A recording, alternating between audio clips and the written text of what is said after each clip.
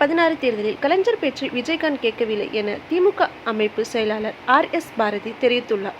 இது தொடர்பாக பேசிய அவர், தேர்தலில் கூட்டணி வைப்பதற்காக நான், பொன்முடி உள்ளிட்டோர்கள் அவரிடம் பேச தயாராக இருந்தோம்.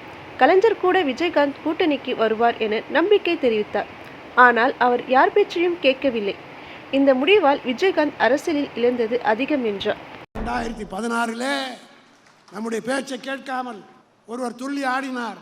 விஜயகாந்த் அவரை சந்தித்து பேசுவதற்காக பொன்முடி போன்றவர்கள், என்னை போன்றவர்களெல்லாம் முயற்சி எடுத்தோம். மிகுந்த நம்பிக்கையாக இருந்தது. கலைஞர் தன்னுடைய கௌரவத்தை கூட பார்க்காமல், அவருடைய பிள்ளையோட வயசில் சின்னவன் விஜயகாந்த்.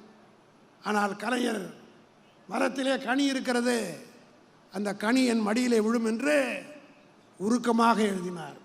ஆனால் அவர் கேட்காமல் வேறு விதமாக நடந்து கொண்ட காரணத்தினால் 89 இடங்களிலே திமுக வெற்றி பெற்றது. நம்முடைய கூட்டணி ஏறத்தாழ 100 இடங்களிலே வெற்றி பெற்றது.